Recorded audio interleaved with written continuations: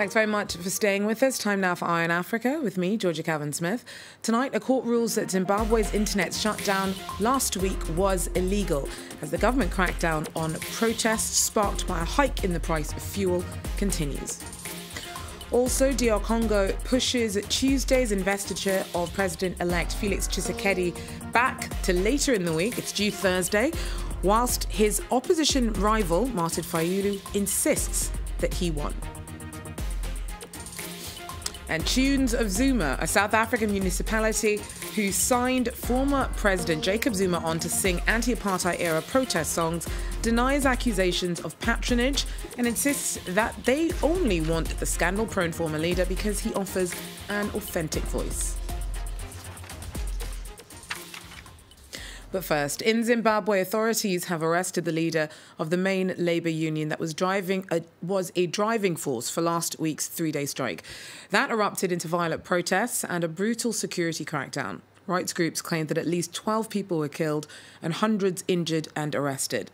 On Monday, the Harare High Court ruled that an internet blackout ordered by the government was unlawful.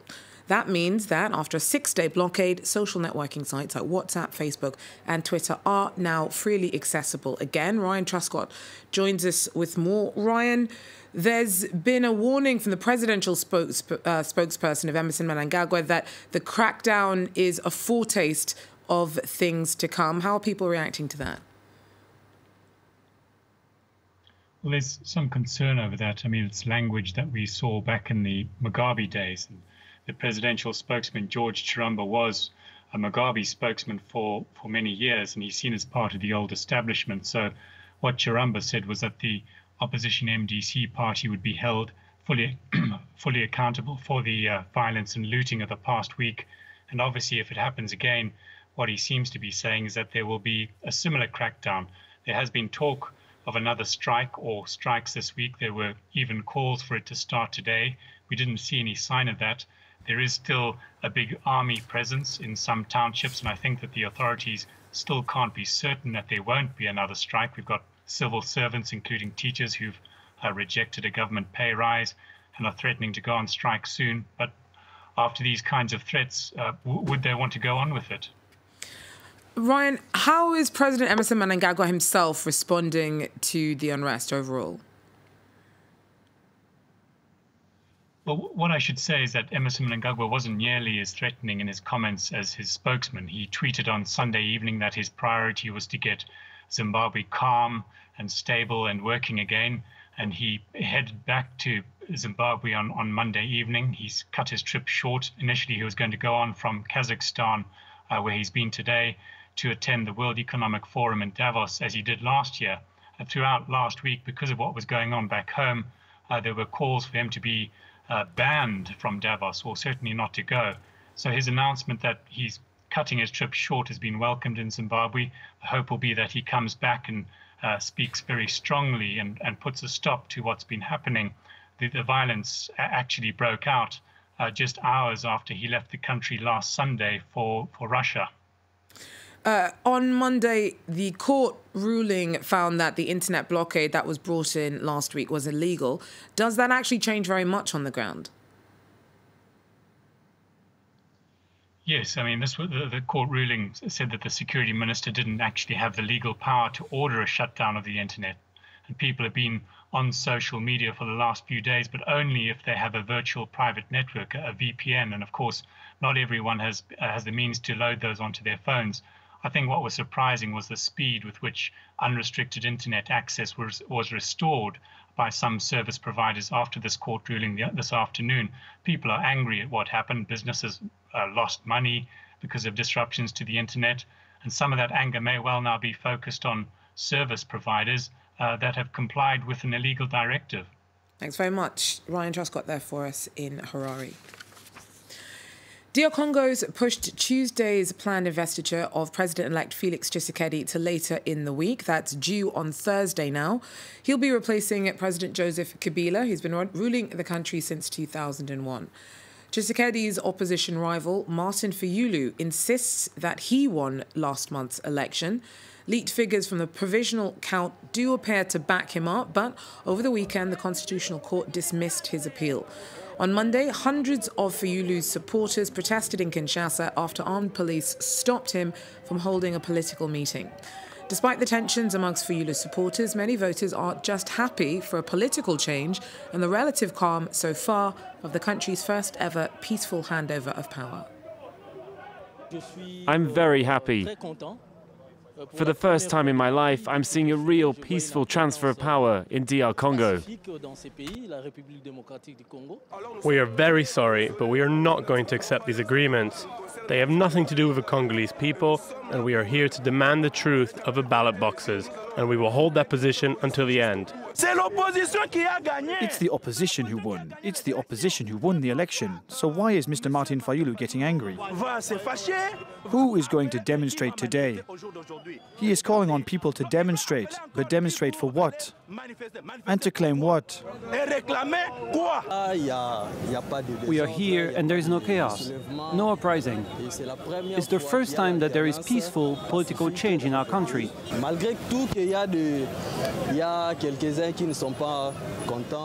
Even if there are some people who are not happy with this result, all the same, it's a good thing for our country. France 24's Observer team have spoken to eyewitnesses and local doctors following fatal ethnic violence in Western DR Congo that happened in mid-December. Last week, the UN estimated that at least 890 people had been massacred in and around the town of Yumbi. Locals report that groups of armed men dressed in black and armed with guns and machetes systematically slaughtered men and boys before another team of men went through the community, killing survivors of the original assault. The bloodshed was reportedly sparked by the burial of a Banunu chief in territory where the Batende community is the majority. Most of the victims are believed to have been Banunu. In 2016, tests by a Swiss NGO lifted the lid on the extent to which multinational petrochemical traders were exploiting lax regulation in some African countries to legally export highly polluting fuel. The toxic product would never pass muster in Europe. Though the exposé has led to some changes since, petrol sold in some African countries still poses a substantial threat to people's health. Our correspondents tell us more. Sidibe is a Baka driver. These beaten-up old buses are the cheapest way to get around Abidjan, Ivory Coast's thriving economic capital. It's exhausting. There's a lot of driving involved. Sidibe does a dozen trips a day in the heat and the fumes of traffic jams. His shift isn't over until well after nightfall. Sometimes when you're trying to sleep, you can be lying there for an hour with a cracking headache, and you just can't sleep. Sidibe could be a victim of air pollution. In 2016, the NGO Public Eye analysed the sulphur content in the diesel being sold in 8 countries, including Ivory Coast. The results were startling. Levels up to 378 times greater than the permitted limit in Europe. 2 years on, we decided to rerun these tests with Dr. Umar Jibrila, who took part in that study. So let's have a look. First, we have the results for diesel fuel. It reads 1,710 ppm. That's particles per million. 1,710 means a sulphur level 171 times higher than the European standard, set at 10 parts per million. While this fuel is highly harmful to health, it conforms to limits set by the country at 3,500 parts per million for diesel. And so we turned to the authorities. In 2025, if the financing is in place, we're going to build the first unit, which will extract the sulfur from Ivory Coast-owned diesel, and we'll have relatively clean diesel at 50 parts per million. We'll have to wait until 2025 for the fuel to be substantially different. However, the government still has no plans to ban the import of fuels high in sulfur. Meanwhile, close to 1 million deaths a year in sub-Saharan Africa are attributable to air pollution. And finally, music producers behind plans to get former South African President Jacob Zuma to record apartheid-era protest anthems say that they approached him because he could provide an authenticity to the music no one else could. The record deal is with a municipality of Durban, and critics say it smacks of blatant patronage.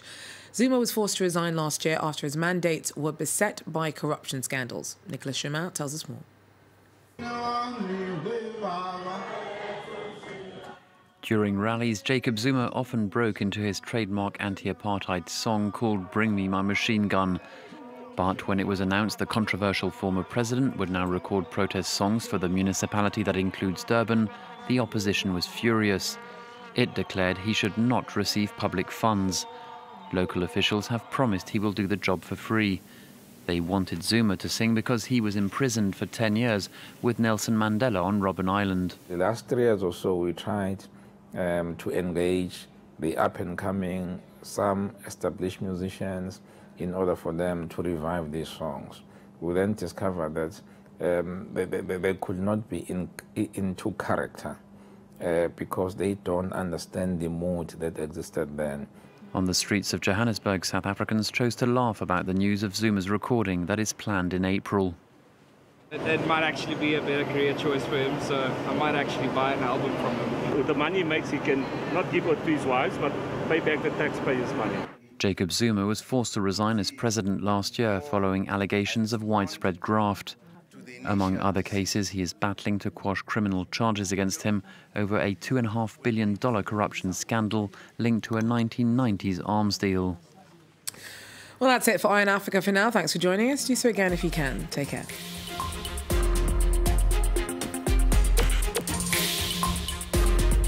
Business news is not about numbers, nor percentages and statistics. Business news is about people and how we live our lives. People and Profit goes beyond numbers to analyse how the global flow of money and profits shape our world. Intelligent and accessible, the show cuts across business, economics and politics. People and Profit, presented by Stephen Carroll on France 24 and France24.com.